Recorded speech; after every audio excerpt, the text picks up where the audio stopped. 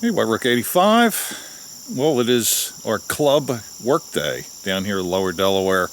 Actually, the club will be down tomorrow. The main guys, we couldn't make it on Saturday because of some obligations, so we came down here early, and we're going to camo up a box stand, wooden box stand. It's basically about 5 by 5 with plywood in the side, ladder.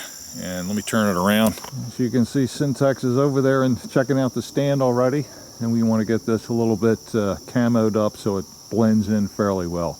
Nice stand, 2 people can sit in it, and we're going to kind of use a little bit of combination of different materials to cover it up. A little bit of paint, maybe some burlap, some regular camo, and one little extra thing.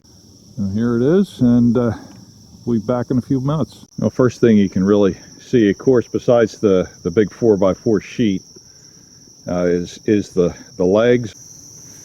Well, we put the normal thin camo wrap around the 4x4s or the posts, and they've already disappeared into the woods. And there is some green in that, but in Delaware there's a lot of holly trees, so it's a perfect color blend for down here.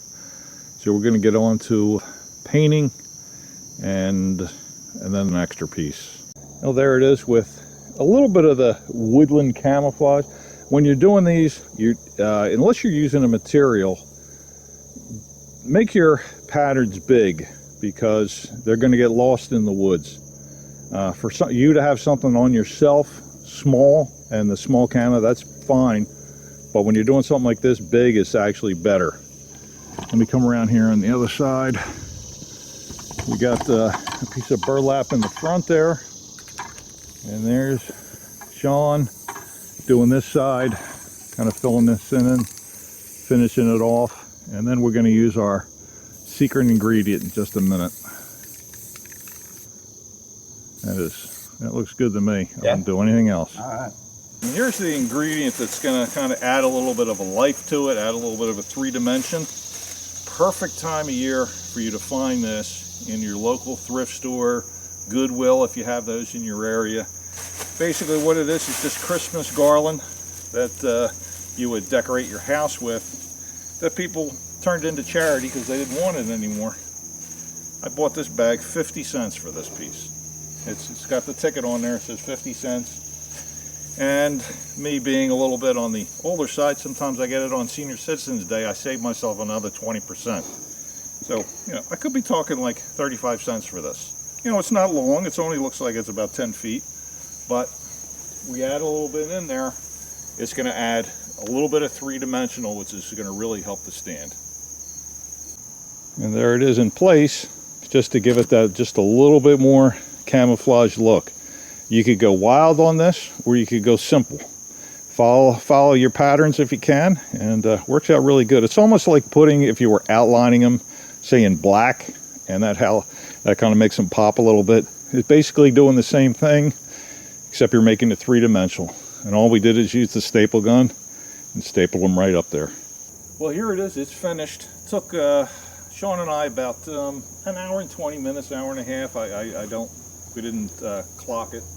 But this is one. Now we have another one to do. It's down the road a piece.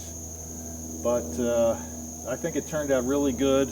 Simple stuff, fairly inexpensive to get that pretty well camouflaged. I mean, it is what it is. It's a box blind. You have big 4x4 sheets of plywood. There's nothing you can do to kind of break that up. But the things that we did help it. And I know the posts, they almost disappear into the woods. They're almost gone. The ladder, we did sort of the same thing with the broken up colors. And here it is from a little bit farther back. Really disappeared. Really did a nice job of making that go away. And remember, deer don't see in true color. It looks a little bit more like this. So this is what it's going to kind of look like to them. Remember, they don't see in full color like humans do. It's more of a black and white-ish, not total black and white, but not quite as sharp as we see colors. So they'll see it like this. Here's our other stand that we're going to do. We're going to use the burlap on about 1.5 sides, We'll do the legs the same way we did the other one, and a little bit of painting, a little bit of Christmas decorations. So hopefully once we take a look at this again, it's going to look completely different. You know, the legs have already disappeared, the posts, and Sean will be up there painting some kidneys.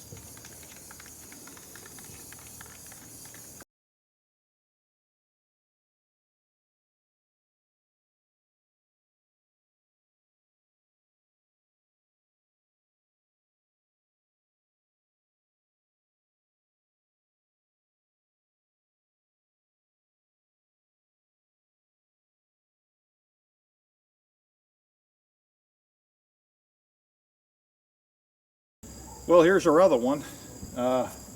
We ran out of black, and that would have really helped with those stairs, breaking those stairs up a little bit, and a little bit more on the box itself. You know, it's about a week before the Delaware deer season opens.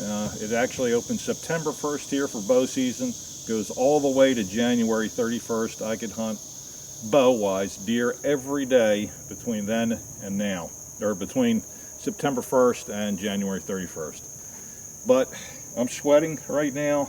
The bugs, we haven't been bothered with mosquitoes like I was last year, but in Delaware there are chiggers, and those of you in the south, no chiggers, I'm sure, and they can really make life miserable. You get a few on you, and it's just not fun. So usually I wait till it's under 50 degrees to go out for a couple reasons. The bugs, the one thing, and then recovering your deer after you get it. I would hate to have a deer spoil if I couldn't get it till the next day. If it was a doe, it would be completely wasted. A buck, oh great, you cut the head off, you bring it to the taxidermist, but I feel you've wasted that deer. All the meat that thing could have supplied, if it was a big one and you could have got 100 pounds of meat out of it, that's all wasted. So I always wait till it's a little bit cooler. But for you fellas that have confidence in your shot and you don't mind being out here, you know you're going to recover it, well, hey, good luck. Good luck starting. I know a lot of the seasons are starting to open this in a week or so, or 2 weeks, or 3. And hey, good luck to you guys. So here we are with the deer stand. So this is White Rook 85, Sintax77 behind the camera back there, and we'll catch you next time.